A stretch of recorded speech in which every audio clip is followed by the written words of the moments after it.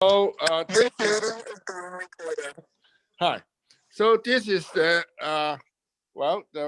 I guess the third lecture of literature and history of mathematical science, organized by Tsinghua University, YMSC, and also CMSC in Harvard University. We are glad that you did well so far. And Dan was sick last time, so I'm very glad that he can come back again. Thank you. So let's start. All right, great. Hello, everyone. So before I forget, just some logistics. So we're going to use the Q&A function in Zoom for questions. I will monitor the Q&A for Dan. If there are clarification questions, I can read those out during the talk and interrupt Dan. But for more open-ended questions, we're going to save those for the end. So it is a treat and honor to be able to introduce Dan Spielman for this CMSA Mathematical Sciences lecture series. My first impression of Dan was before I had met him, when I arrived at MIT in 1996 for my PhD and first went to my assigned desk. The other graduate students in the office said, "Whoa, you got Dan Spielman's desk. That's going to be either very lucky or way too much pressure." So that was just the start of decades of me being repeatedly awestruck at Dan's amazing research accomplishments, whose impact has extended well beyond theoretical computer science to other areas of pure and applied mathematics, like spectral graph theory, operator theory, numerical linear algebra, optimization, and coding theory. For the sake of time, I'll only mention one series of celebrated papers, which Dan had from 2013 to 15 with Marcus and Srivastava. In these papers, they developed the theory of families of interlacing polynomials, a powerful new technique for probabilistic existence proofs, and used it to resolve two major open problems in directions that surprised experts. One was the Katizin-Singer problem, originally formulated about C-star algebras, but with equivalent formulations in operator theory, Banach spaces, harmonic analysis, and signal processing. And a second was the existence of bipartite Ramanujan graphs. These are bipartite graphs with optimal expansion properties in a certain sense of all sizes and degrees, whereas previous existence proofs by Lubatsky, Phillips, and Sarnak and by Margulis were number theoretic constructions only for specific settings of parameters. Needless to say, Dan has received many, many awards for his accomplishments, including a MacArthur Fellowship, the Rolf Nevelina Prize from the International Mathematical Union, which is the theoretical computer science analog of the Fields Medal, and a Gibbs Lectureship from the American Mathematical Society. So we are very lucky to have Dan Spielman here tonight, and without further ado, let me turn it over to Dan. Thank you very much, Lil, for the generous introduction. And all I can say is I hope that they fixed the leak above that desk before you got it. It was a little discouraging when I was in that office and I didn't know that you got that. Thank you very much for inviting me to speak in this event. Yeah, and I want to thank the audience in China for getting up early in the morning to hear a talk, and the audience in the United States for staying up so late. Today, No problem. I want to tell you about connections between discrepancy theory and the design of randomized controlled trials. So these are two things that on the surface look like they should go together. And we'll see with enough work, we can make them go together. So a lot of people are thinking about randomized controlled trials these days. That's how we test the effectiveness and safety of medications, vaccines, procedures, and policies. The key idea is you usually randomly assign subjects to receive something like a drug or a placebo if we're doing a test of a medicine. And we want the group of subjects that receive the drug or the placebo to be similar. Because at the end of the day, when we look at the results of our study, say if the drug looks like it works, we want to say that that is because the drug in fact works, not because the people who we gave the drug were noticeably different from the people we gave the placebo. So to run good trials, you need groups to be similar. Randomization is a great way to achieve that, at least on average usually. Now, discrepancy theory is all about, well, not all about, a large part of discrepancy theory is about making things similar. Major results in discrepancy theory tell you that if you have a group of things, and for me, my things will always be represented by vectors, but if you have a group of things, you can often divide them into two groups, and both of those two groups will be similar. Well, how similar? Usually the way we say that is much more similar than if you were to do it at random. That's at least a first step. So we know that often things can be divided into two groups that are more similar than random, but that is not necessarily sufficient for, say, dividing up subjects in a randomized controlled trial, because that's sort of a deterministic guarantee. And at the end of the day, when we do randomized controlled trials, we want to measure effectiveness of a drug, let's say, and then we want to put confidence bounds on it, or a confidence interval. We want to establish the probability that that result should be believed. That means we need to be doing something at random.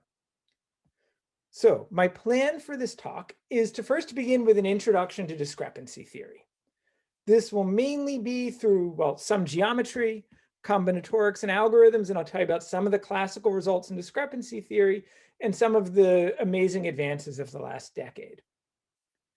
And then we're going to completely shift gears, and I'll tell you how to think about randomized controlled trials and how we analyze them. That will mainly be about probability and statistics. And then if I've timed everything correctly to finish, I will combine the two and tell you about how we can use recent advances in discrepancy theory to improve the way we think about randomized controlled trials. And that is based on work in a paper that, well, you can find on arXiv. It's been submitted to a journal. That's joint work with Christopher Harshaw. He's a graduate student at Yale who's working with me. Frederick Savy is a professor of political science at Yale, who's an expert on causal inference. And Peng Zhang, or Zhang Peng, is a postdoc at Yale who's working with me, and I'll mention she's on the job market this year. So it's not hard to find that paper. Just go to my webpage. So first, to tell you just a little bit about discrepancy theory, I'll begin by saying if you want to learn more, there are great places to look. Matuszek's book is really motivated by work in geometry, but covers also material related to what I'll talk about today. Chazelle's book is much more interested in the applications of discrepancy theory, but begins by establishing a lot of the general theory as well. I recommend both of those. And you can also find what I usually use when I'm trying to learn something these days is I try to find someone's lecture notes from a course. And two excellent sets of lecture notes on discrepancy theory you can find by Alexander Nikolov or Peng Zhang. So let's begin. I want this to be understandable to a broad audience. So I'm going to begin with a very general or elementary introduction to one of the motivating examples in discrepancy theory. It will be about points inside the unit square. So points with coordinates at most between 0 and 1. We will have a point set, that's these blue points here. And we're going to look at how those relate to axis parallel rectangles like this. So a classic problem in discrepancy theory says, can you find a set of points, say x1 through xn, we'll fix n and then you get to choose the points, so that for all axis parallel rectangles, the volume of that rectangle is approximately the fraction of the points contained in that rectangle. If you could use all the points in the unit square, you'd hit it perfectly. But we're going to let you just use n of them.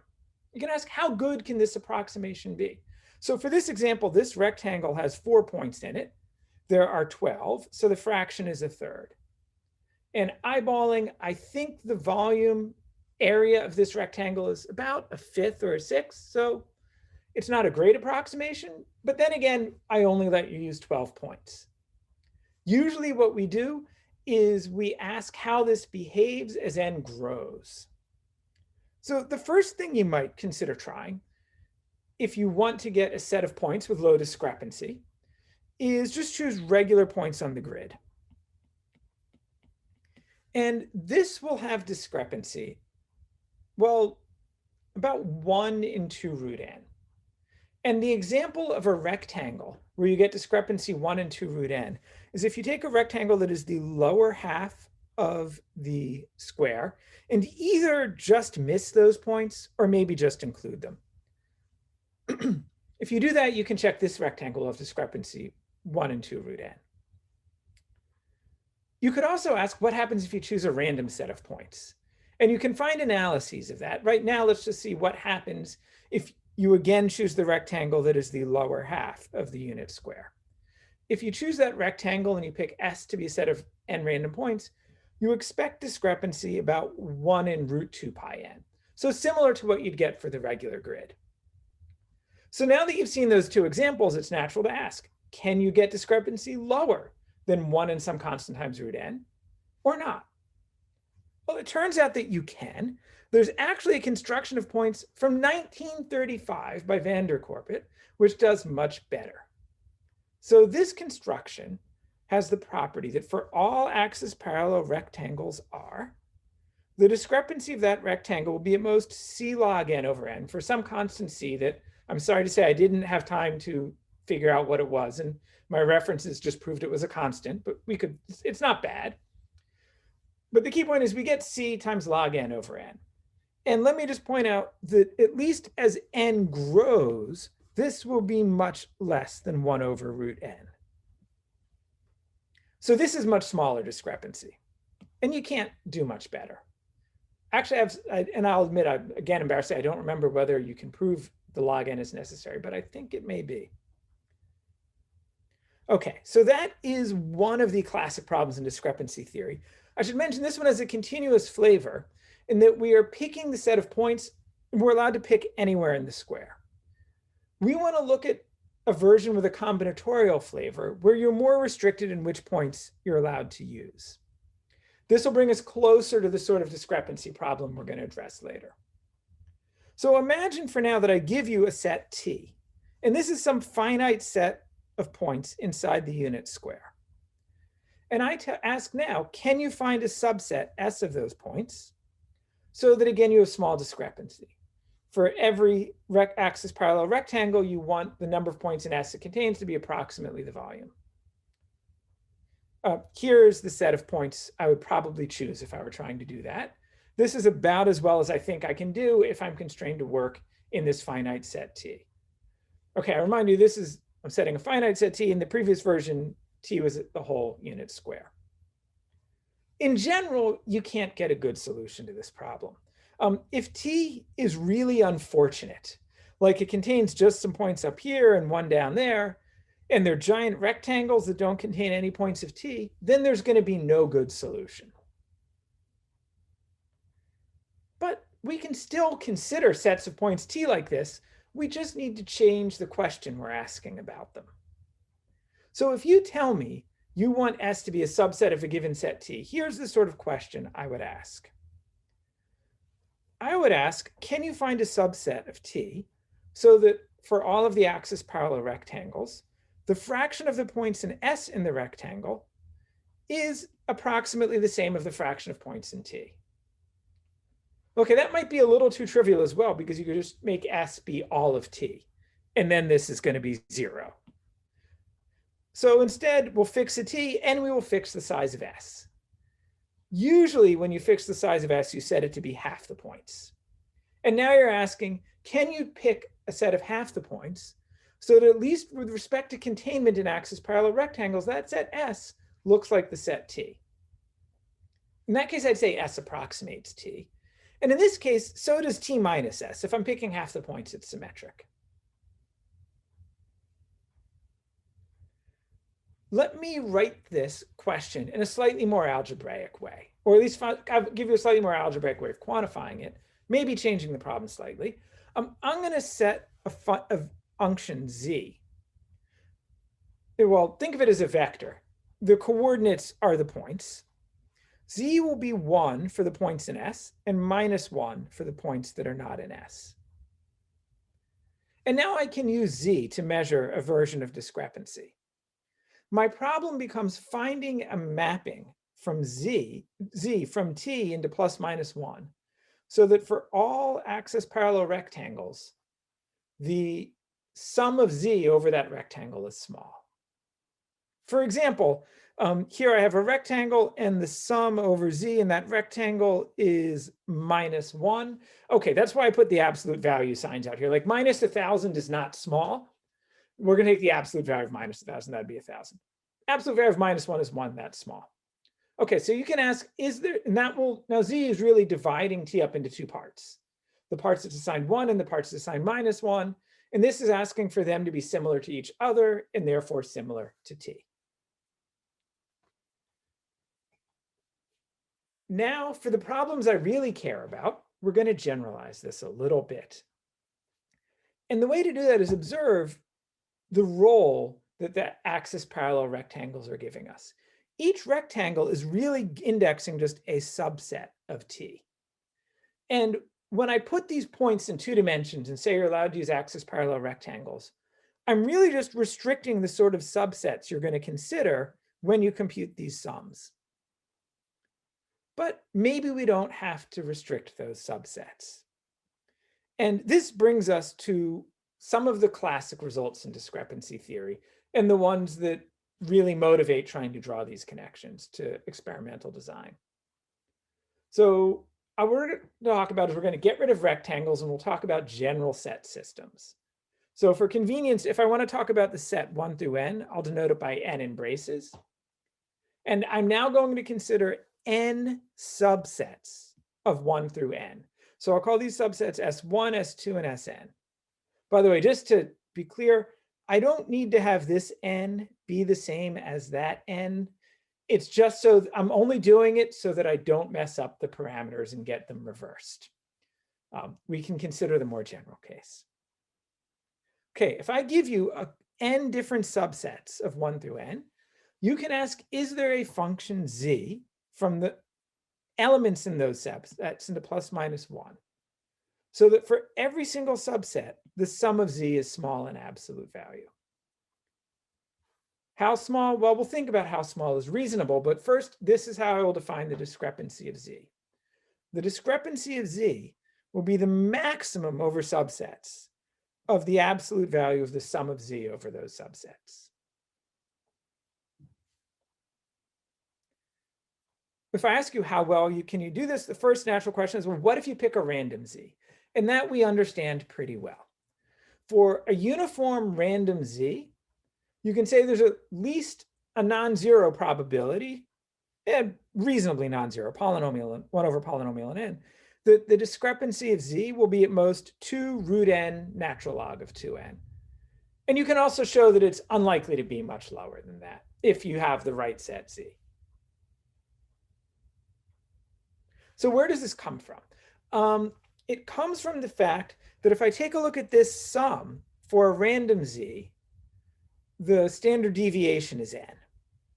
And then you can say, well, we now have n of these. It's unlikely any of them is too much more than some small multiple of the standard deviation. So to say the standard deviation, I should have said root n.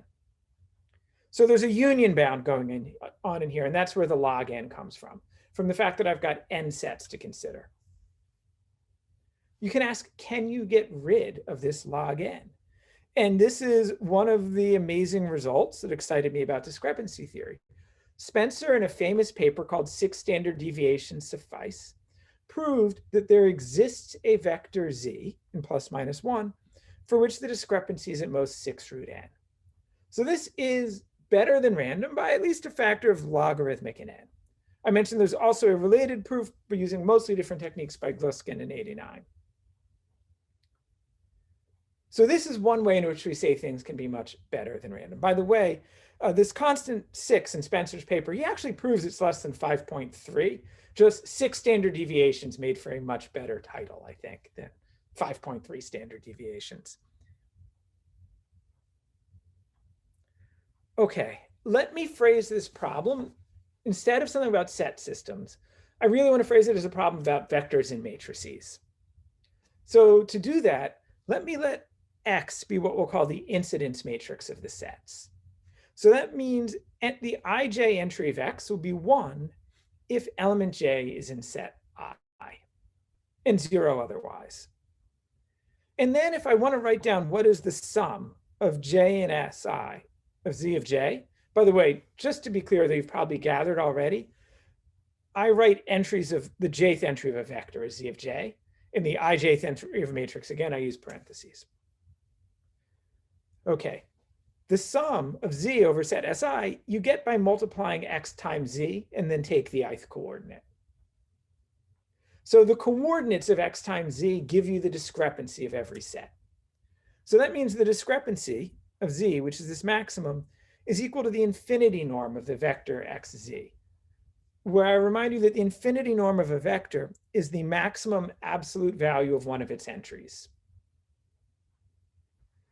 Okay, so now I can write the discrepancy problem with much less notation. It's to find a plus or minus 1 vector z such that the infinity norm of x times z is small. I'm going to do something that I know is going to look like taking a step backwards, but it'll be useful later. I also want to write this as a problem about vectors. So for that, I let the columns of x be vectors. I'll call x1 through xn. Those are the columns. Those correspond to the entries of z. So xz you can view as a sum of the vectors xj with sign zj. I'm often going to consider vectors xj, and I sum them with some signs in front that'll come from zj. Now, Spencer's theorem and Gluskin's proof as well are non-constructive, or they're not effective. They show that this vector z exists. They do not tell you how to find it. And it was an open problem for a long time whether or not you could find such a vector z. As a matter of fact, many people conjectured that you could not. They thought it might be a computationally hard problem to find such vector z. Until in 2010, there was a major breakthrough by Nikhil Bansal, who came up with an algorithm to find such a z in polynomial time. It doesn't quite have this constant 6. It's a worse constant. And this really was a breakthrough in that it led to us not just solving this problem, but solving many other, just coming up with efficient algorithms for many other problems in discrepancy theory. And in fact, many other algorithms for Bansal's problem. I think I know 5 or 6 algorithms for Spencer's problem now that we didn't, and all relying on ideas developed by Bansal. Let me also mention, in case anyone's inspired to read these and look at this, I am really interested in what the right constant is here. I do not believe it is 6. I do not believe it is 5.3. There's some paper I've seen that gets it somewhere between 4 and 5. I'm guessing 2. If anyone proves something like that, please let me know, especially if you can come up with an algorithm for it. In the computer science world, we are often not so concerned about these exact constants, but we're going to discover that people who are designing experiments, when they're doing things like computing confidence intervals, care a lot about the constants we get out here. So we're going to need to make them as sharp as possible, and I'll explain why later.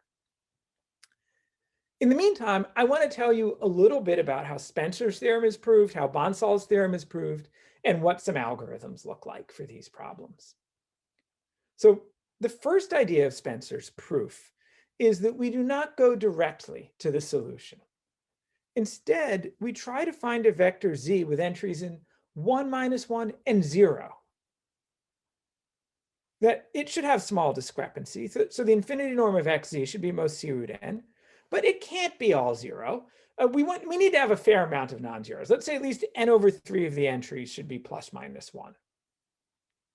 So we try to find such a vector. And once you show you can always find such a vector, then you can recurse. You have to be a little precise, but you can recurse, meaning once you know you can get such a vector, then what you do is you just look at the 0 entries in z and you restrict the problem to them. And then you set those to plus or minus 1, and so on and so on. And that's the main idea of Spencer's theorem. The thing I was going to tell you about was how do you prove this vector z exists at all?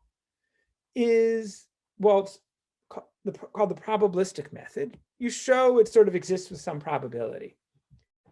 You consider vectors z1 and z2, and let me pick 2 random vectors, uniformly and independently.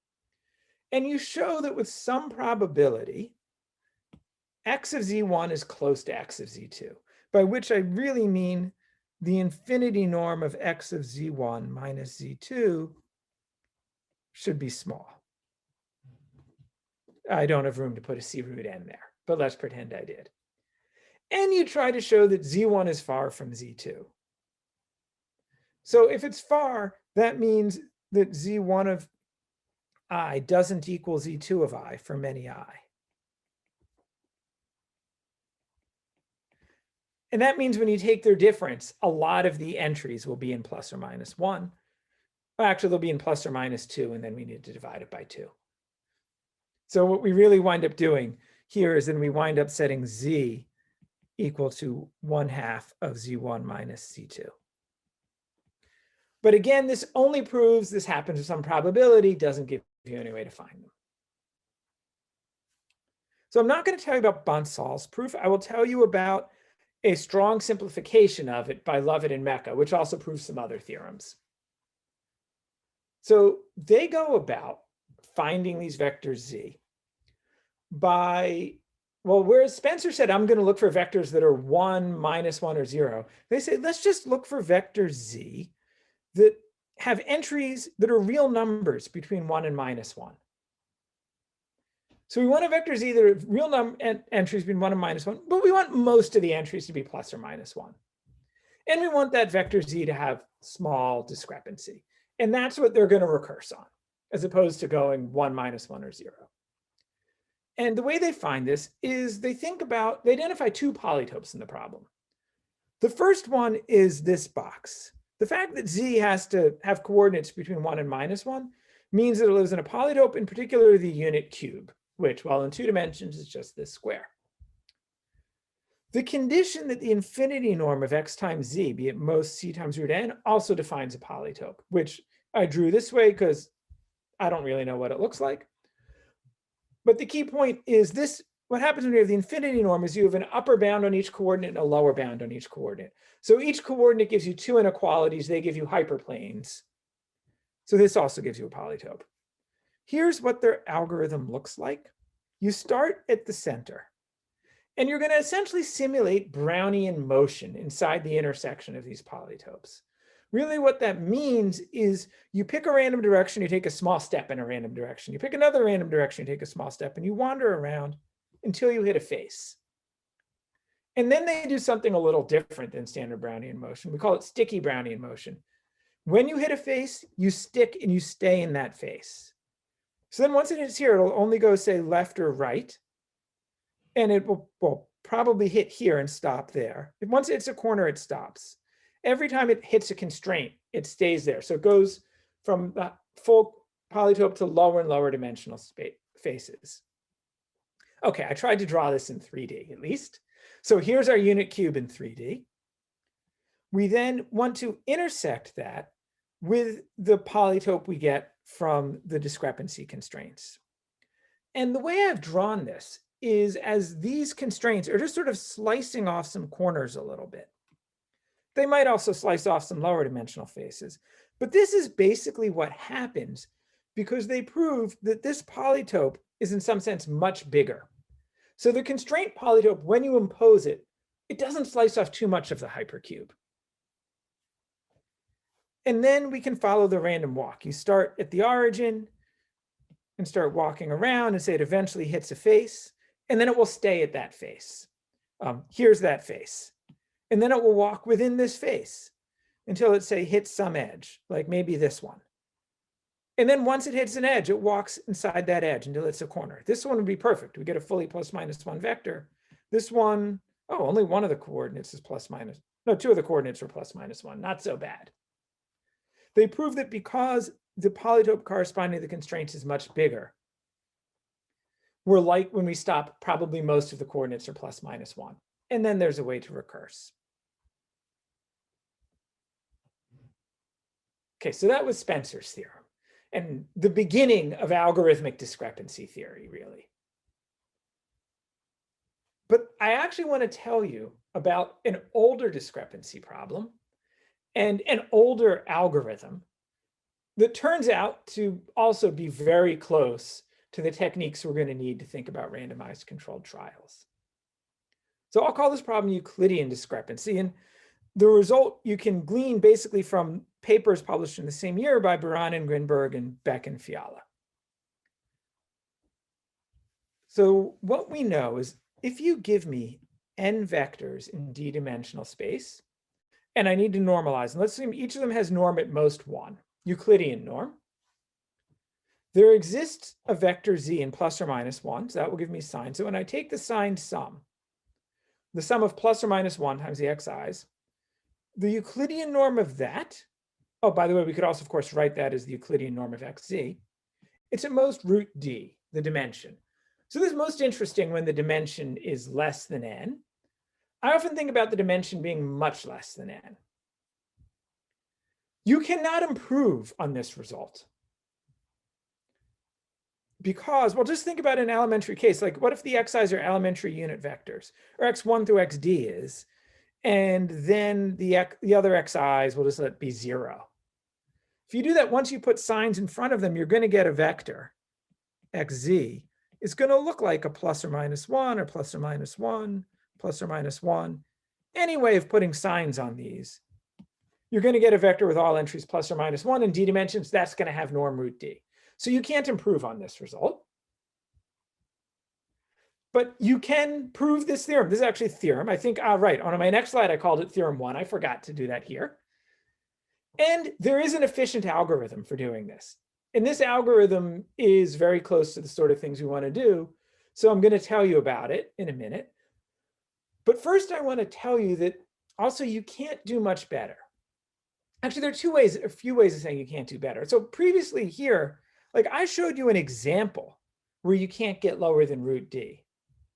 But there are other things you could ask for. Another way of asking this question might be, if I give you the vectors, how small can you make this norm? Yeah, I know there are inputs on which you can't get lower than root d, but can you get lower than root d on my vectors?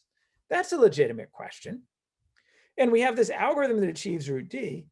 Charikar, Newman, and Nikolov proved you can't solve that problem either.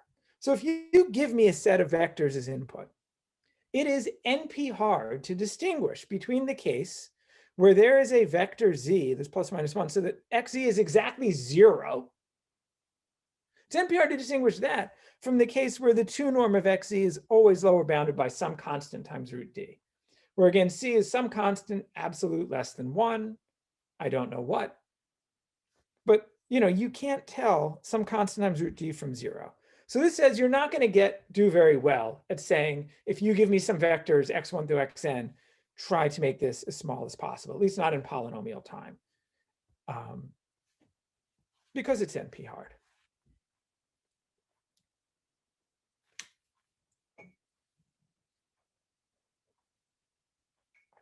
Okay, so let me tell you how or why this signing exists and how we find it. And the way we're going to do the analysis is we're going to begin by looking at what happens if I choose the signs at random. So, and we're going to use that. So what happens if I choose z uniformly at random? And what we're going to do is we're going to look at the expected square of the Euclidean norm of the resulting vector. So we'll sum random signs times xi's and look at the expectation squared. Well, we can expand that. If you expand it, it's the sum of the inner product of xi with xj times the sine zi times zj. And we have this expectation out front. And then you remember that expectation is linear, so we can swap it with the summation. Now we have the expectation inside. And this term is easy to analyze because the expectation of zi times zj, we understand if I and j are uniformly random, independent, plus minus 1, well, then zi squared is 1 when I is equal to j. You get 1 when I is equal to j, and we get 0 otherwise because they're independent.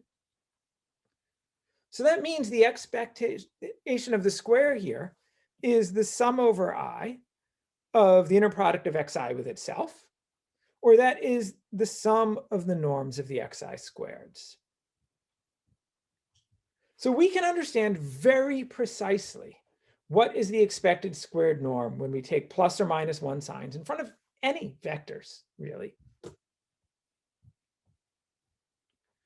So this proves part of theorem 1. This proves theorem 1 in the case when n is equal to d, when the dimension is equal to the number of vectors. Because then we know that this, assuming again that the xi squareds have norm at most 1, the sum of the xi squareds then, their norms at most n. So there exists some vector z such that the sum of the squared Euclidean norm of xz, oh, I don't need the sum over I there, sorry, is at most n.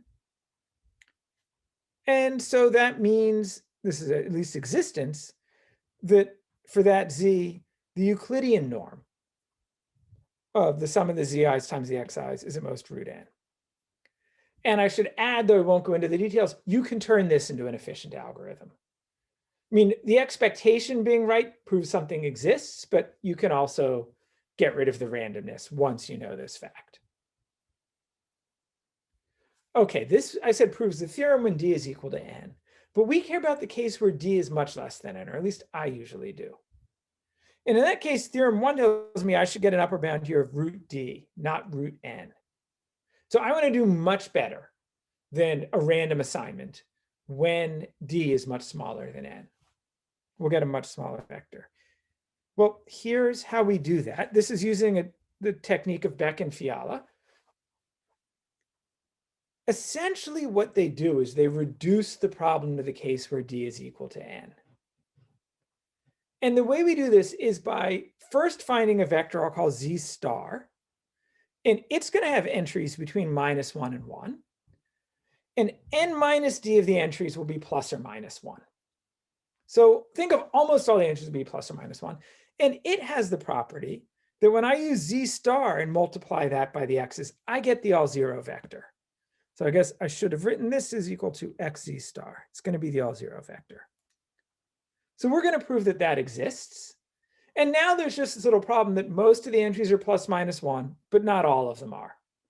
So what you can do is you can do a randomized rounding. That is, for those entries that are not plus or minus 1, we're going to set them to 1 or minus 1. And the closer the number is to 1, the more likely it is we're going to make it 1. Formally speaking, we'll set an entry to 1 with probability 1 plus zi star of I over 2. So if this is 1, you leave it at 1. If it's close to 1, you probably set it to 1. Otherwise, we set it to -1. Okay, once you have this z star, you do this randomized rounding, and by the same proof I showed you before, with just a little more care, you can then show that the expected Euclidean norm of the vector you get out is at most d. Oh, the square of the Euclidean norm. And then, of course, you take a square root and you get root d. And you can make that an algorithm.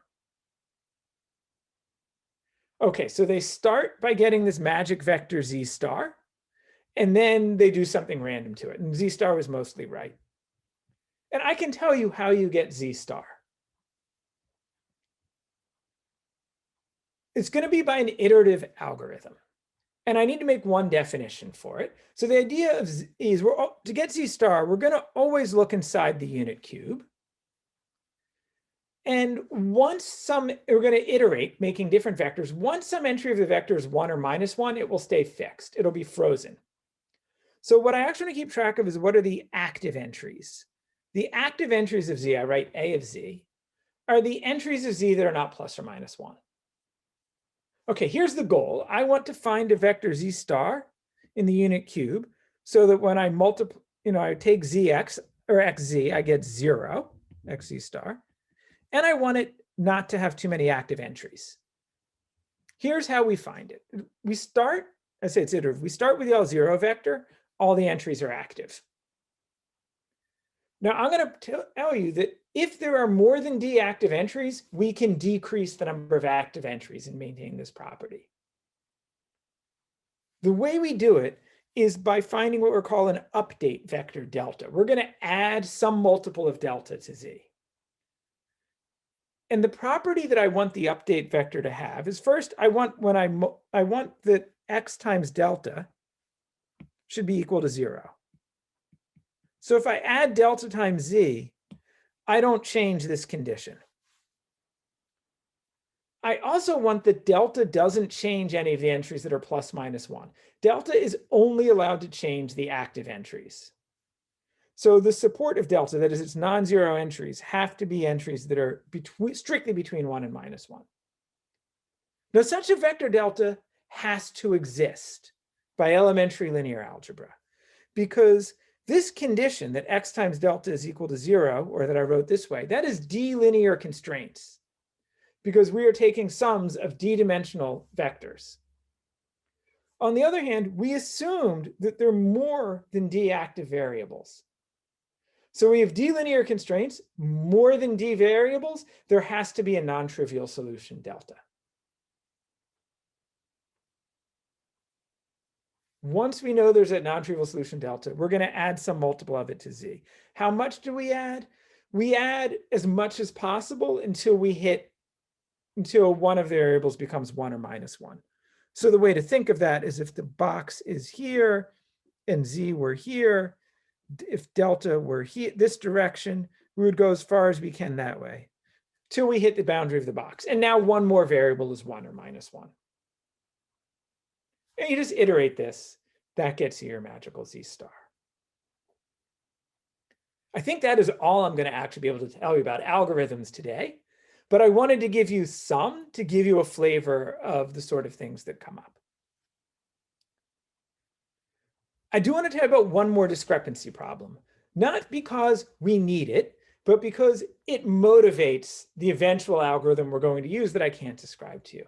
I mean, it's Bonnechick's theorem, and Bonnechick was trying to generalize theorem 1. So here's a way of writing theorem 1 just a little differently. It says if you have a bunch of d-dimensional vectors with Euclidean norm at most 1, you can find signs such that the sign sum of those Euclidean vectors, let me not talk about the Euclidean norm anymore. Let me just say it is contained in the ball around 0 of radius root d. And Bonnechick asked, can we prove this theorem for other convex sets? Does it have to be this norm ball? Well, okay, it's got to contain the origin you can show. It should be near the origin. The condition he came up with is that the set should be convex. So that means for any 2 points in the set, the entire line segment between them is contained in the set. And it should have Gaussian measure at least a half. That means if you give me a Gaussian random vector, it should lie in the set with probability at least a half. These 2 conditions alone ensure that the origin is contained in it. If that happens, if you give me any set like that, by the way, this ball has Gaussian measure approximately a half. So it's about the right way to think about it. The only slight defect in his problem is, in his solution, is he doesn't get the vector, I mean, he gets a ±1 vector Z. He would like the sign sum of the xi's to be in the convex set K. It might not be in the convex set K. It's in some dilation of the convex set K. So it's in 5 times K. Or if you want it to be in K, the entries of Z should be plus or minus a fifth, not plus or minus 1. But it's really close to a good generalization of this. And I'll mention Bonnechick's theorem, for a long time, we did not have an algorithmic proof of. I mean, it makes sense because it's a generalization of Spencer's theorem. And, oh yeah, for those who are not familiar, since we're going to play with Gaussians a lot soon, I should remind you what Gaussian measure is. If you give me what's usually called a Gaussian random vector, or a normal vector with mean 0 and covariance the identity, or think alternatively a vector in which every entry is an independent Gaussian. Gaussian measures just the probability that that vector is in the convex body. And you can just write that, I mean, using the probability density, it's just an integral. So this is the integral over the points in the convex body of the Gaussian measure. Oh, and I lost a 2. So embarrassing. Oh no, the 2's there, good, just out front. Okay, this is Bonnechick's theorem. The breakthrough that we're building on is actually an efficient algorithm for Bonnechick's theorem. Although oddly enough, I know, I'll explain later, we don't need to state Bonnechick's theorem again. The algorithm involves something called the Gram-Schmidt walk.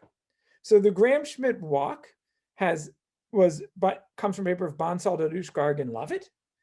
And a result of the Garg, Lovett, and Nikolov, which I'll mention later, enables us to show that the Gram-Schmidt walk can be used to come up with an algorithm for Bonnechick's theorem. And that will be the connection that I will come back to later. Okay, we should now take a deep breath,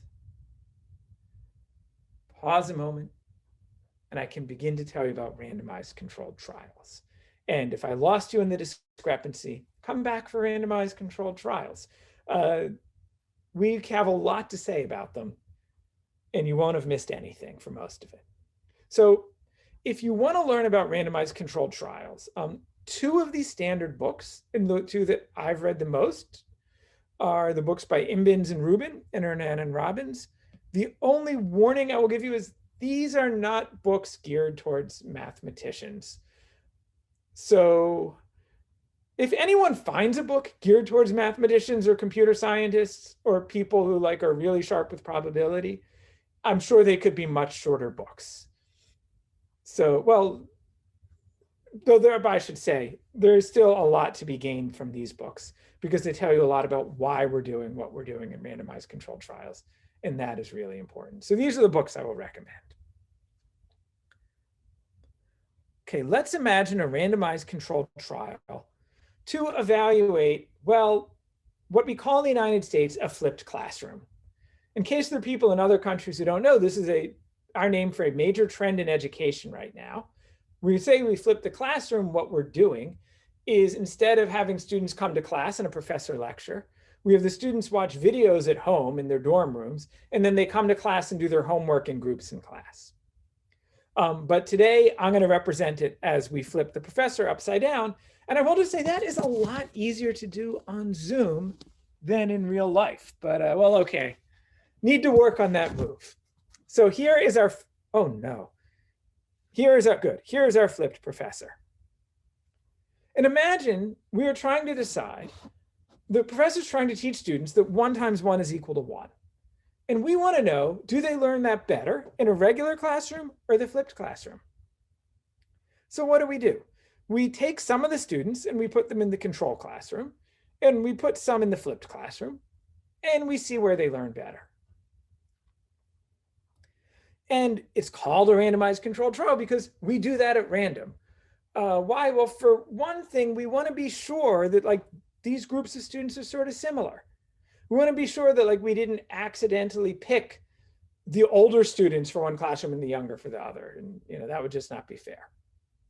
So we do this at random. And then we observe the outcomes. So when we're done, we take a look and we see like, I'll put a 1 in someone's head if they understand that 1 times 1 is equal to 1.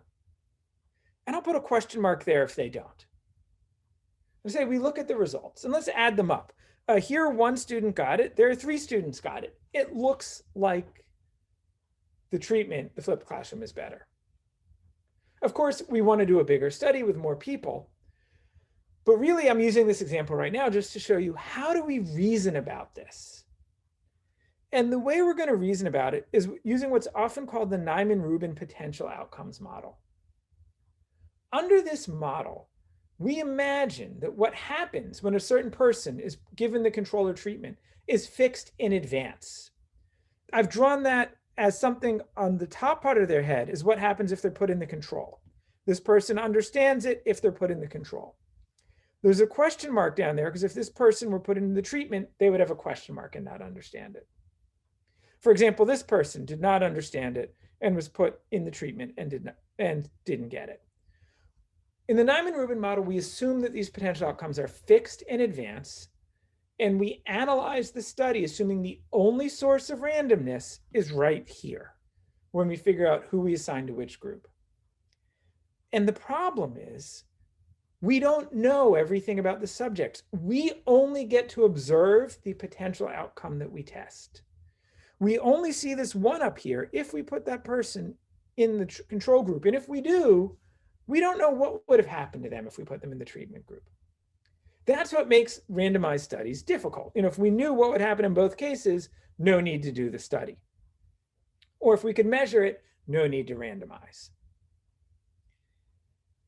And I should say, if this is the case, if this is all I know about those people, if my people are these stick figures, there is nothing better to do than just straight randomization.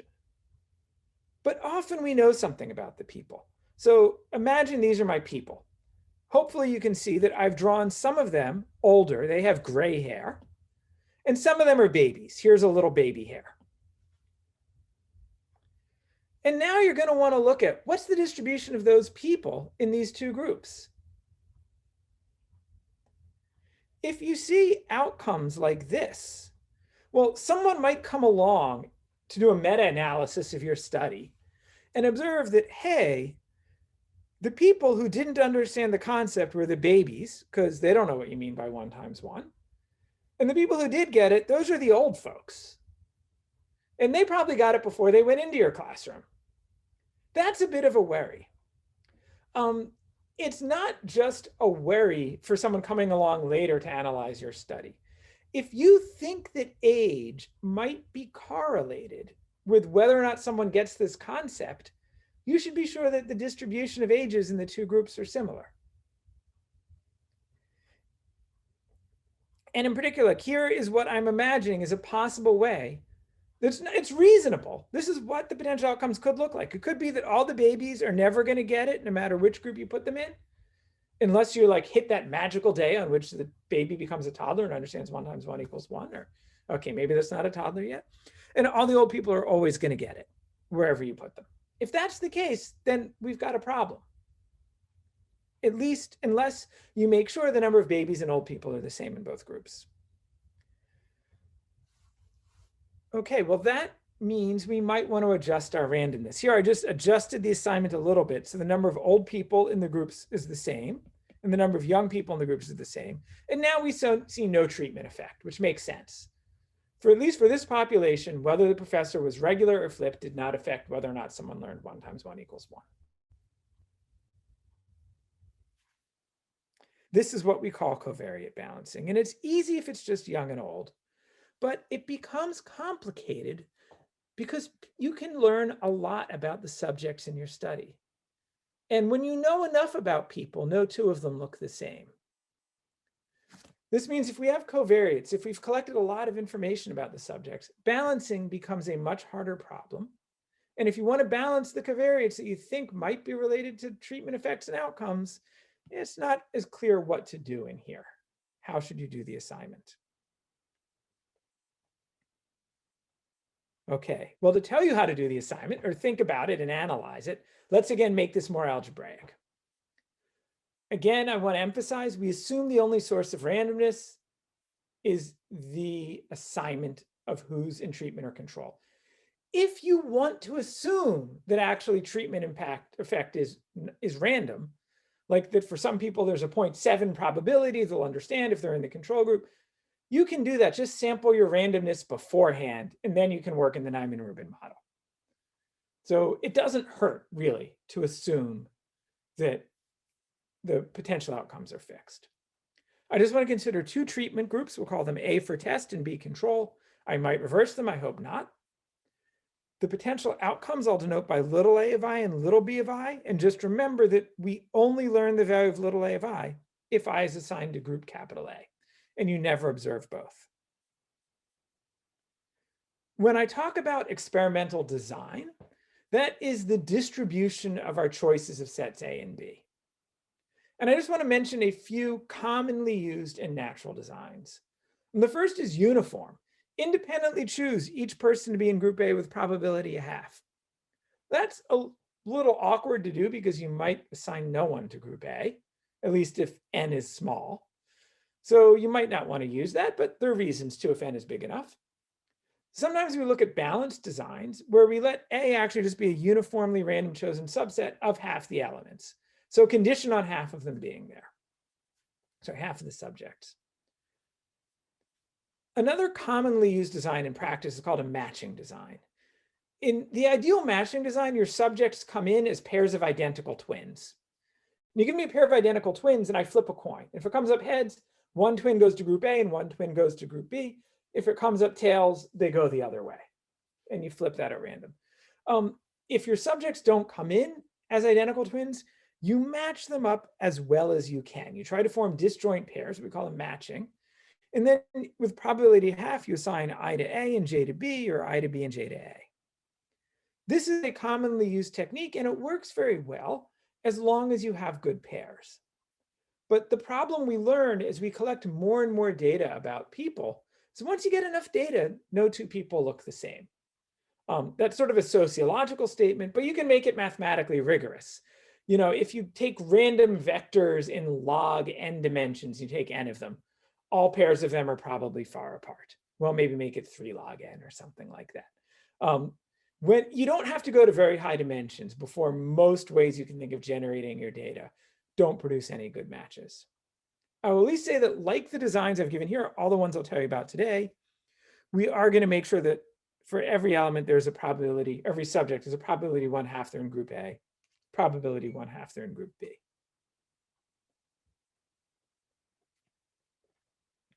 And the first thing we want to measure, the thing people often go to in studies, is the average treatment effect.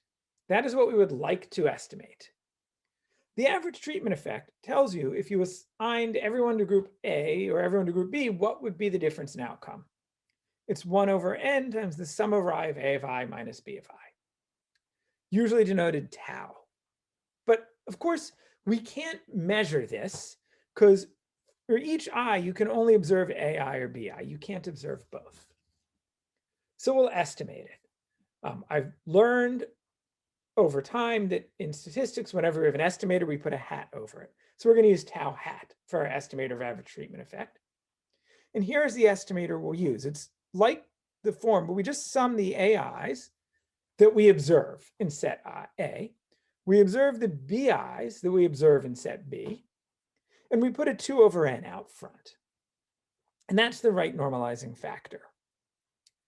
And the reason is this is a special case of a general sort of estimator, which I'm just going to mention because we might use it again much later if I don't run out of time. It's called a Horvitz-Thompson estimator.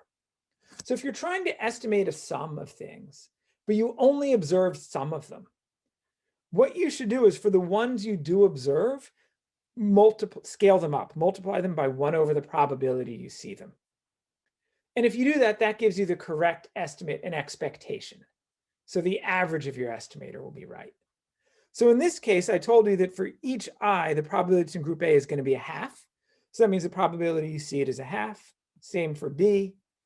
And that means tau hat should look like this. And the 2/n comes from that 1/2. So that tells us that in expectation, our estimator is right. In expectation, tau hat is equal to tau. But that's a low bar.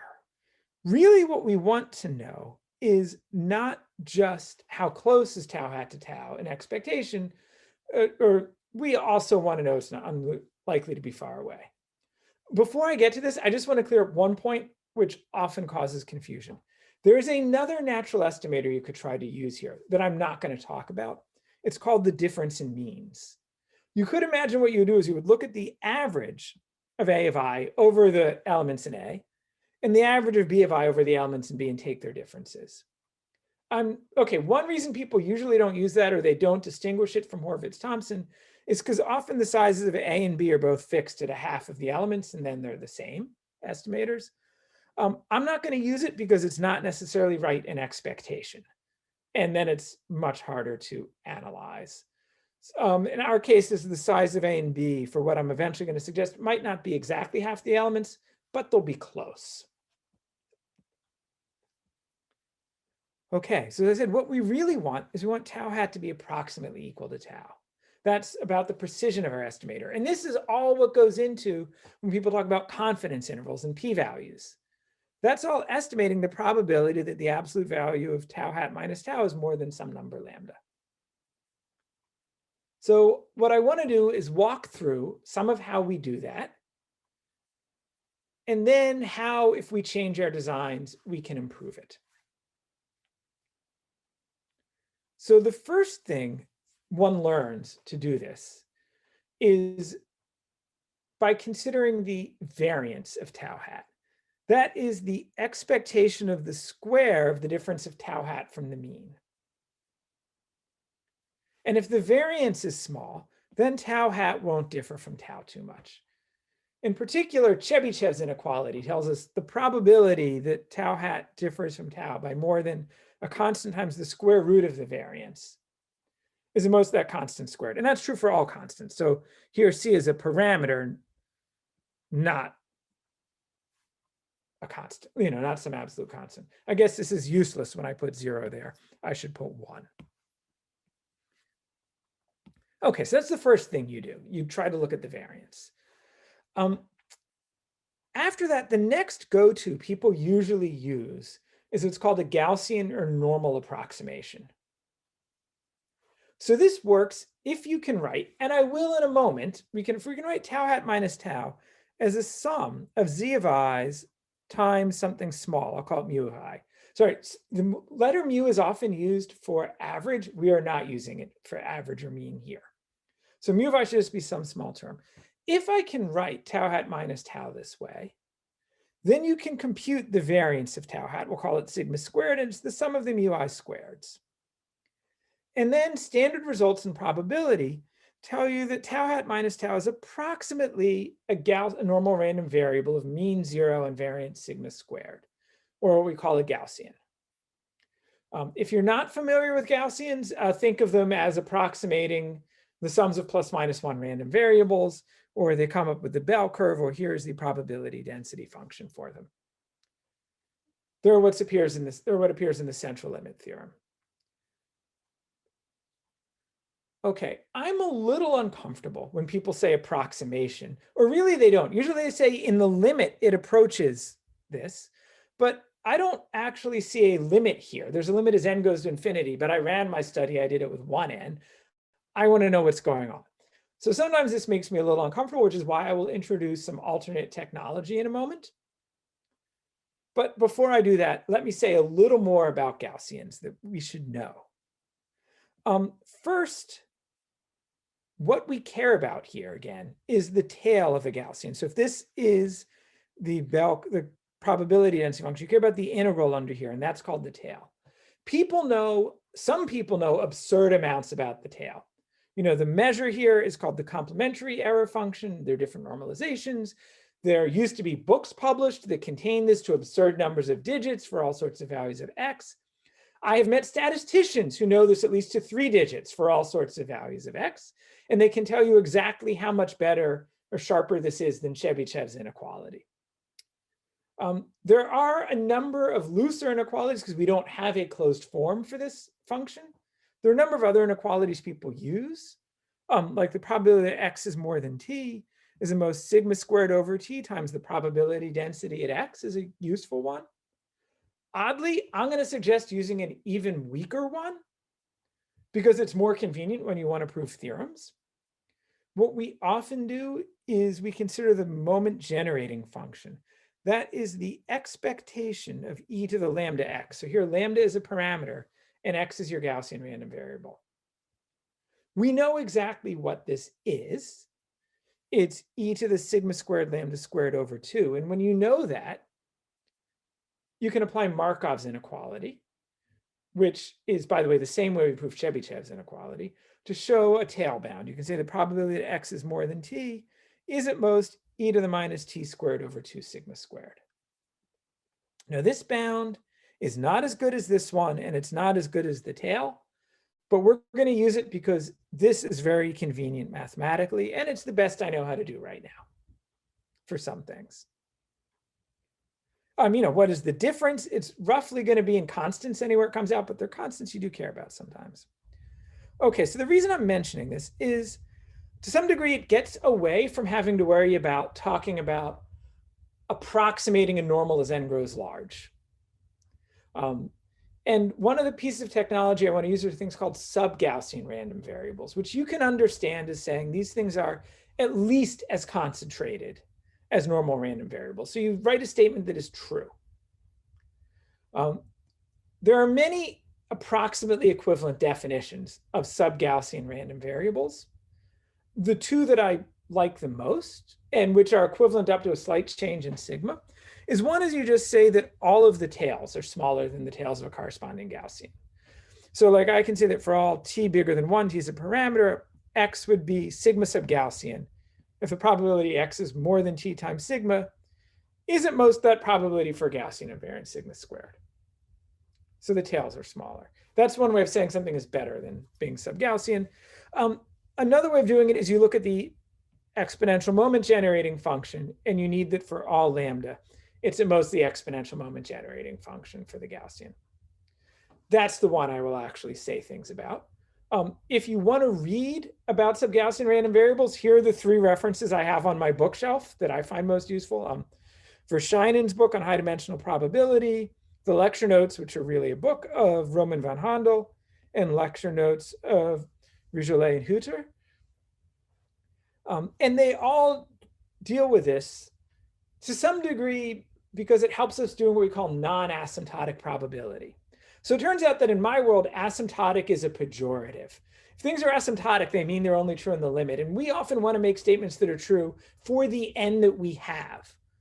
I don't care about what will happen in your study once you enroll 10 million people. I want to know, will it work with 300? And then we need to make probability statements that work for concrete n.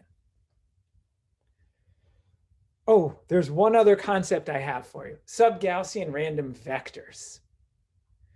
A random vector, we say, is sigma sub-Gaussian if for all vectors mu, the inner product of z with mu is, well, sigma times the norm of mu sub-Gaussian. And this is what Gaussian random vectors do. If you give me a vector in which each entry is an independent normal of variance sigma squared, that is sigma sub-Gaussian. Okay, that's a little bit of technology we're going to need. I'm now going to step back to something a little more elementary. So if you didn't follow it, you can come back again. Let's take a look at measuring the error in our measurement. What is tau hat minus tau? I will set up a vector z of I, which is 1 if a is an I and minus 1 otherwise. Well, okay, I'm not going to write tau hat minus tau. I'll write n times it just to be convenient. It turns out that that is the inner product of z with a plus b. Now, a plus b is a strange thing. A plus b is the sum of the potential outcome vectors. It's a little counterintuitive to add them, but it's the right thing. We're going to call that mu. So when I ever talk about later in the talk, things related to the potential outcomes or correlated with potential outcomes, I'm talking about correlation with mu. I wrote down a proof of this fact here because so many people were surprised by it in talks, but this is, maybe it's an artifact of using a Horvitz-Thompson estimator. But this is the difference between tau and tau. It depends on the inner product of z with mu. So let's take a look at the geometry of the error. This already tells you why random vectors are useful. It says the error, well, is 1 over n z transpose u. So it's the inner product of the vector z with the vector u. And you can imagine that if you just have some arbitrary mu, and z weren't random, if you picked z by some convoluted algorithm, but it's not random, there is some chance that z has a big inner product with mu. That could happen. But in high dimensions, it probably doesn't. If you give me random, even plus minus 1 vectors in high dimensions, they're going to be almost orthogonal to any vector mu you give me. Meaning the angle between a random vector z and mu, the expectation is about pi over 2 minus 1 over root d. It gets really close to pi over 2 as d grows. And this is already a pretty serious phenomenon, already in dimension 10. This is part of why random is so good. It means your error is probably small. We can quantify that a little more by looking at the variance of the error. So we can now write a formula for the variance of the error. It's 1 in n squared times the expectation over z of the inner product of z with mu, or z transpose mu squared. I'm going to manipulate this expression in a way people may find a little strange at first, but trust me, it's useful. We write z transpose mu squared as mu transpose z times z transpose mu. And we then put the expectation on the inside. So then this becomes mu transpose times a matrix times mu. And that matrix we call z, and it is the expected outer product of z with itself, or z times z transpose. That matrix tells us a lot of what we need to know about a design. And we want this to be small. We want the variance to be small. And the key here is we can know z, but we can never know mu. We don't know mu in advance, at least. So what do we try to do? We try to make z as small as possible to make this small. And what do we mean by small? We measure the operator norm of it. And z is symmetric and positive semi-definite, so that's the largest eigenvalue. So that we can define for this one to be the maximum over mu of mu transpose z mu divided by mu transpose mu. We want that to be small. Well, let's see how small it can get. First, let's look at the most simplest design, the IID case. Each entry of Zi will be plus or minus 1 with probability of half independently. We can now compute Z. The ijth entry of Z is the expectation of Z of I times Z of J. And that's 1 when I is equal to J and 0 otherwise. So that means Z is the identity matrix. So if you use an independent random design, the variance of your estimator will be 1 in n squared times the squared norm of mu. And actually, I don't know if you should think of it as good or bad, but this is optimal. So if you give me any design Z, the entries have to be plus or minus 1. It's the sum of outer products. The diagonals are all going to be 1 of Z for every design, meaning the trace of Z is going to be 1. N. It means that Z has to have a 2 norm at least 1. So if you give me anything other than the IID design, there has to be some potential outcome vector mu in which the variance would actually be higher than what you would get from the IID design. So you could say, we're done. The IID design has the best worst case performance. But we're not done. Because if we make reasonable assumptions, we might be able to get lower variance. So the bottom line is, if we think that we know something about the subjects that is correlated with mu, then we might be able to get lower variance. And I just want to try to guarantee as a computer scientist that if those assumptions are wrong, you can't get much worse variance. And that's going to be the theme of the talk. We can never be much worse than the IID design, but we can be a lot better. So I may as well tell you, you're probably wondering what happens if you do the balanced design.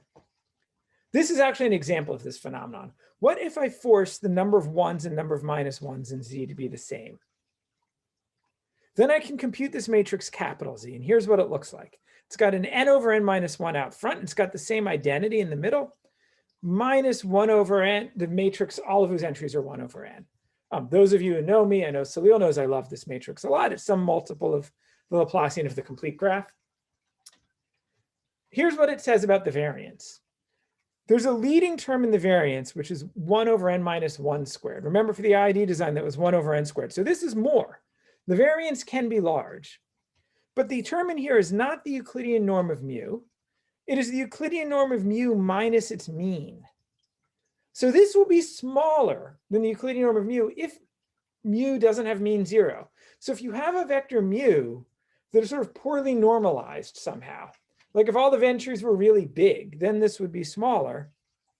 And then this would be better than the IID design.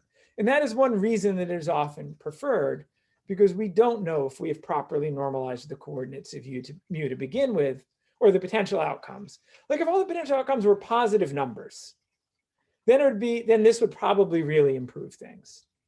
Because when we scale down the mean, it's going to decrease the norm a lot. Okay, the way we're going to try to make things better is by exploiting covariates. Those, again, are things that we know about the experimental subjects. And I will say they will be helpful if they could reasonably be correlated with the outcomes. So in a medical study, sort of things you might know are height, weight, age, blood pressure, blood sugar, all sorts of parts of people's medical history. The key idea here is that by balancing covariates, we can improve precision and get estimators of smaller variance and with smaller tails. So to formalize this, let me make my covariates column vectors, x1 through xn, and I will have d covariates, so they'll live in RD. I claim that they are helpful if mu is close to the row span of X. To show you how that could be, let's first consider the ideal case. What if mu is in the row span of X? So I can write mu as X transpose beta for some beta. Then I have a nice expression for my variance. Substituting this in to mu, I get an expression for my variance, which has beta transpose and beta on the outside, and a matrix X transpose Z, X transpose on the inside. So I say I don't know beta. What I'm going to do is my goal is to make this matrix small, and that can make this small. And if I make the Euclidean norm of this matrix small and beta turns out to be small, then I will get small error if we were in this case. And it's going to turn out that making this small is going to be what I mean by balancing covariates approximately. First, I guess I should point out that beta squared can be small, or at least it is much smaller than mu squared. Remember, before we had a variance of mu squared, now I want something in terms of beta squared. I won't go through the details, but here I just give an example. Like, what if your matrix X had the property that the columns were unit vectors and the rows were orthogonal? Random vectors or matrices approximately do that if you scale them, right? Then what you will get is that the norm of beta squared is like d over n times the norm of mu squared. So if d is much less than n, the norm of beta squared is much smaller than the norm of mu squared. And if your variance depends on the norm of beta squared, that's much better than depending on the norm of mu squared. Here's what the Gram-Schmidt walk guarantees. It's going to guarantee that we can sample z from a distribution that makes x, z, x transpose small. So to see it, let me write this out. This is actually the expectation of xz times its transpose over the random z's. So that is a signed sum of the vectors. We're looking at the expectation of its outer product with itself. The guarantee we get from this algorithm is if you give me vectors x1 through xn of norm at most 1, it samples a z such that the 2 norm of the expectation of this matrix is at most 1. That means that xz is a 1 sub-Gaussian vector. This is an optimal result. You cannot, in general, improve on this. Okay, maybe for some particular x's you can, but then there's the NP hardness result I mentioned earlier, which gets in the way. So in general, you're not going to improve on this. And it's about what you should expect. And there are, of course, many examples where you can't do better. So this is exactly what we need. And you might be wondering, how did we get here? Why did Bansal, Dadushkarg, and Lovett come up with this algorithm? And the answer is, well, there was this earlier paper by Dadushkarg, Lovett, and Nikolov, where they proved that Bonnechick's theorem is equivalent to the following statement: that there exists a distribution on plus or minus 1 vector z, such that if you sample them from that distribution, the signed sum of zi's times zxi's is sigma sub Gaussian for some constant sigma. The reason they proved this is because they know it's equivalent to Bonnechick, and they wanted an algorithm for Bonnechick's theorem. And they showed that once you have this distribution D, you can actually come up with an algorithm for Bonnechick's theorem. Again, so this is a distribution. So like if these are, I gave you 3 particular vectors here, and here are all their plus minus 1 sums. Probably you want to downweight these and mostly sample from these. And that will be closer to something that's like sigma sub Gaussian for small sigma. So what Bansal, Dadushkarg, and Lovett gave is they gave a polynomial time algorithm that's fast, that on input x1 through xn chooses a random z, and they proved that the signed sum is at most root 40 sub Gaussian. And root 40 was fine for their purposes. That enables you to prove Bonnechick's theorem with a slightly different constant. I won't tell you about the algorithm other than to say it builds on the algorithms we saw before. A lot of the work that goes into our paper is actually changing this root 40 to a 1. And the reason we cared about a 1 is because at some point I'm going to need to say that if you use our designs, it cannot be much worse than the IID design. And in this case, if I didn't have the 1 there, I'd say it's not more than root 40 times worse than the IID design. And then experimentalists would not be happy. Having a root 40 on your confidence intervals would be a lot, or 40 times the number of subjects or something like that. So we really needed a 1. Well, let me try to piece the rest of this together and hopefully leave a little time for questions. Actually, I should ask, is it okay to take questions after 10:30? Because I'm happy to. Sure. Okay, then we'll go for a while and I'll go for questions then. Let's measure the variance first before we get into sub-Gaussian things. In general, so I don't want to assume that mu is in the row span of x. Let's just find the closest vector in the row span of x to mu. We don't need to do this in a study ever. This is just for reasoning. So let beta minimize the distance between mu and the row span of X. And then what we'll do is we'll let epsilon be the difference. So epsilon is a vector. It is the part of mu that's not in the row span. So mu we can decompose now as epsilon plus something in the row span of X. And now we can expand the variance again, substituting in this expression for mu. And what we get is a quadratic form in Z, a quadratic form in X, ZX transpose, and a cross term. I'm going to largely ignore the cross term at first. We can upper bound these terms by the 2 norm of Z times the 2 norm of epsilon squared, the 2 norm of this matrix by the square of the 2 norm of beta, and the cross terms. So what this tells us is I want the 2 norm of Z and the 2 norm of X, ZX transpose to be small. I'm just going to tell you now, you can't make them both 1. You'd like to, but you can't. And 1 is the lower bound, but you can make them both close. So what we do in the Gram-Schmidt walk is we actually have a parameter where we say, what trade-off do you want between the two of these? You choose the trade-off, and then we generate the design. So what that means is we actually run the Gram-Schmidt walk not on the original covariate vectors. We run them on these augmented vectors, which have an elementary unit vector up top. So each person or subject gets their own elementary unit vector.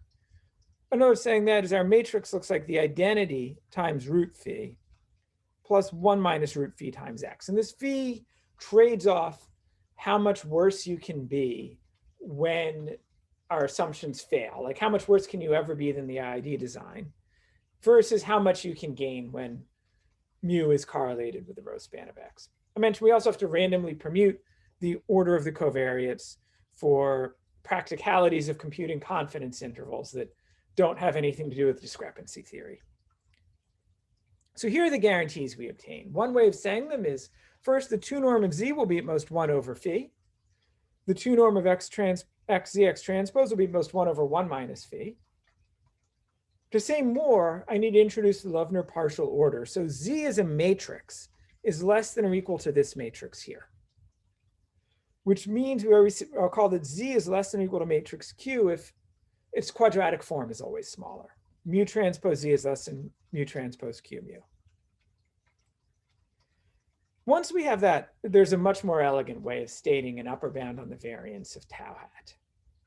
We can say it is at most this term. You minimize over betas. By the way, you don't have to compute this. This is just an upper bound. It's a mathematical fact.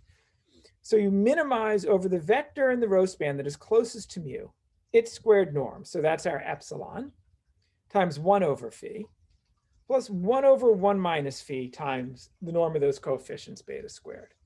And we have sub-Gaussian tails that correspond to this variance. I should explain what this term really means. So first, many of you will recognize this as a ridge regression. This is what you get when you're trying to solve a least squares problem, like come as close as possible to mu and coefficients beta, but you penalize for the coefficients in beta. And the reason you do that is you think there's noise in your problem. And then the right ridge regression gives you a better answer. For those who aren't familiar with these, let's just think that if phi is near 1, this term is small. By small, I mean close to 1. This term gets really big as phi approaches 1. And this term is small when mu is near the span of X. If you were to imagine any world in which n grew and you drew your data from some sort of distribution, the key thing I want to point out is that beta will not change, but this has one term for every entry of n. So this term tends to grow with n. What that means is if n is much more than d, the right choice of phi is something near 1. And that means like that this norm is never much more than, say, 1, which means we do pretty much as well as the IID design. We're robust compared to that. But even in that regime, you can have much lower variance than you would from the IID design. Because even though this can actually be much smaller than the norm of mu squared, and you still have phi near 1.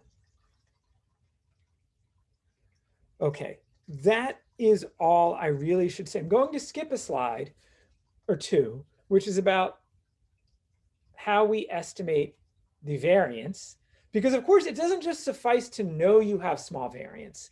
You actually have to look at your data and build a confidence interval, and then you have to estimate your variance. And then actually we need to worry about how precise is our estimation of the variance. And that gets into things that we usually don't consider in design, but you can do something within our paper. And we sweated it for a while, but I still believe you could do much better. Okay, so let me finish by telling you, if anyone is going to be inspired to try to improve the Graham-Schmidt walk design, please do. I think this is really step one, and there are a lot of cool problems. So like the first sort of thing is, think about is, what about other relations between x and mu? We are only considering right now what happens when this potential outcome vector is related to a linear combination of the covariates. It's natural to consider all sorts of other relations. Now, some are trivial to put in. If you want to put in other functions of the covariates or take a kernel of the covariates and do something linear there, that's not as exciting, or it's easy. It's probably useful.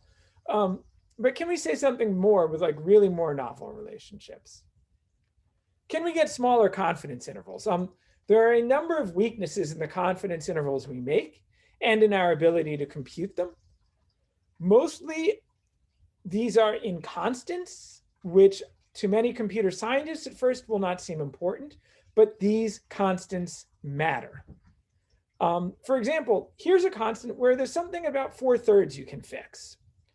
If you take a look, the results for the Graham-Schmidt walk are optimal.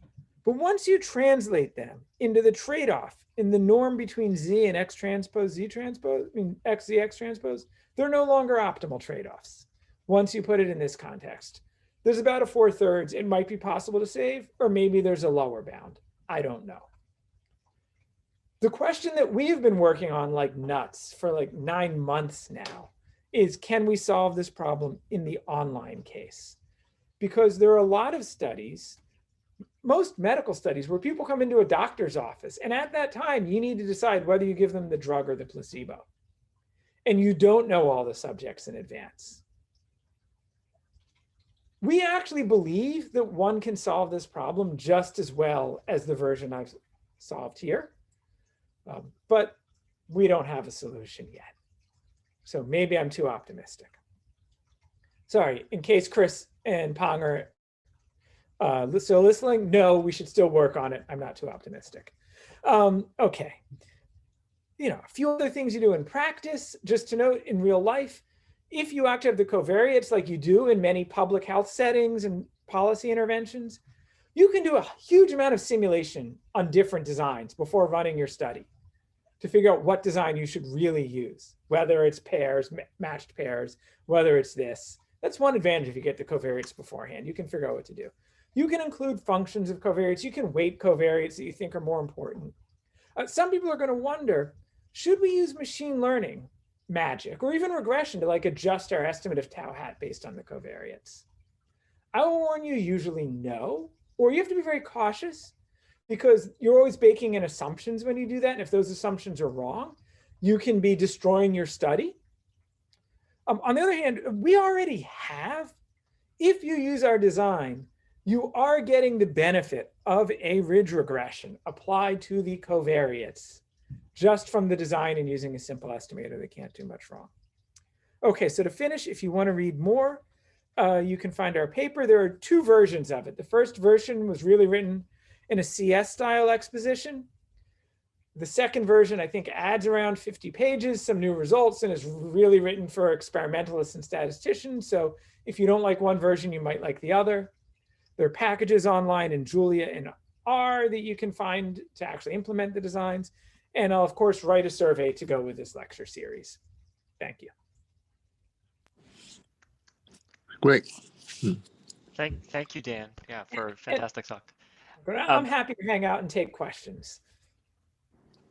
So there are a few questions that were asked during the talk. If people have other questions, you can drop them into the Q&A. I think the first couple of them you just answered in the talk. One was asking why the constants were important, and you explained that at the end. And another was the dimension and the number of vectors in the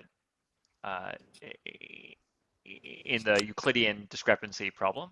One question that I think you didn't come up in your talk: can quantum computers solve the discrepancy problem that you mentioned the NP hardness result for?